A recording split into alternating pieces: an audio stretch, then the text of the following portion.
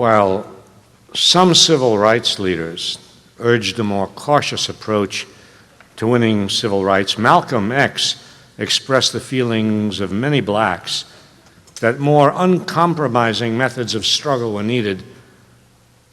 Like members of the Black Panther Party, Malcolm X advocated the right of armed self-defense for blacks and other oppressed groups who lived in so violently racist a society as the United States.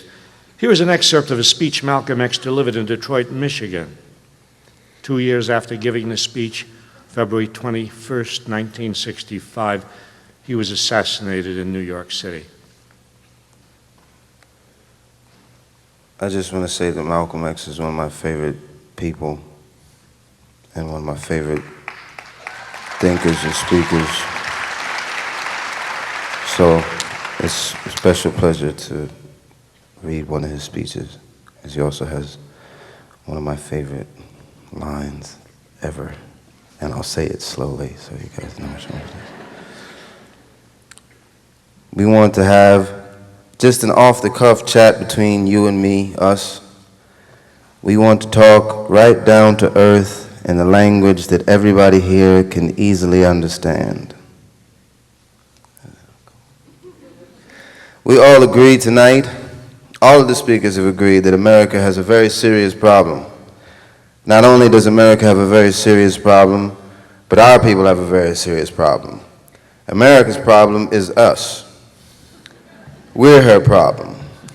The only reason she has a problem is she doesn't want us here. And every time you look at yourself, be you black, brown, red, or yellow, a so-called Negro, you represent a person who poses such a serious problem for America because you're not wanted. Once you face this as a fact, then you can start plotting a course that will make you appear intelligent instead of unintelligent. Yeah, I love it.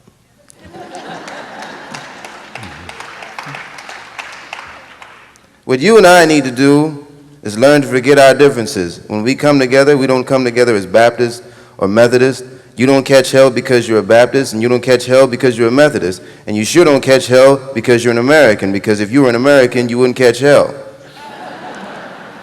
You catch hell because you're a black man. You catch hell, all of us catch hell for the same reason. So we're all black people, so-called Negroes, second-class citizens, ex-slaves. You're nothing but an ex-slave. You don't like to be told that, but what else are you? You are ex-slaves. You didn't come here on the Mayflower. You came here on a slave ship in chains, and you were brought here by the people who came here on the Mayflower. And you were brought here by the so-called Pilgrims or Founding Fathers.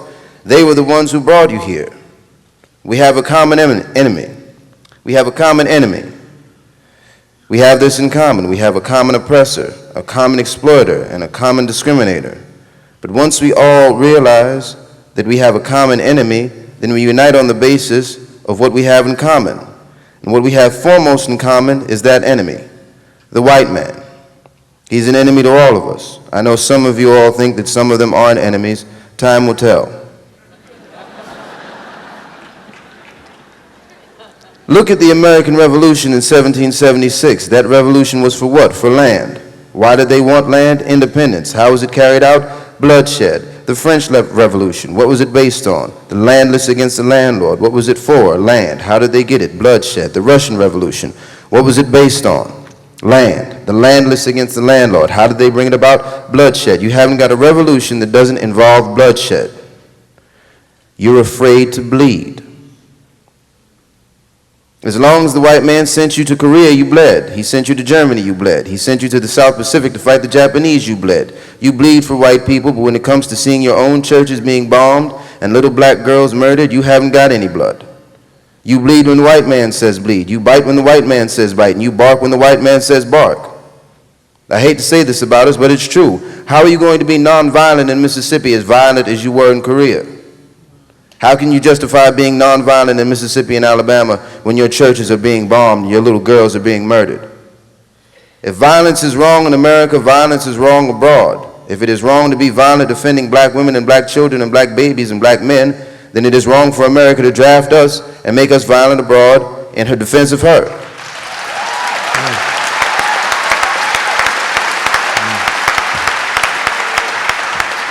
And if it is right for America to draft us and teach us how to be violent in defense of her, then it is right for you and me to do whatever is necessary to defend our people, our own people, right here in this country.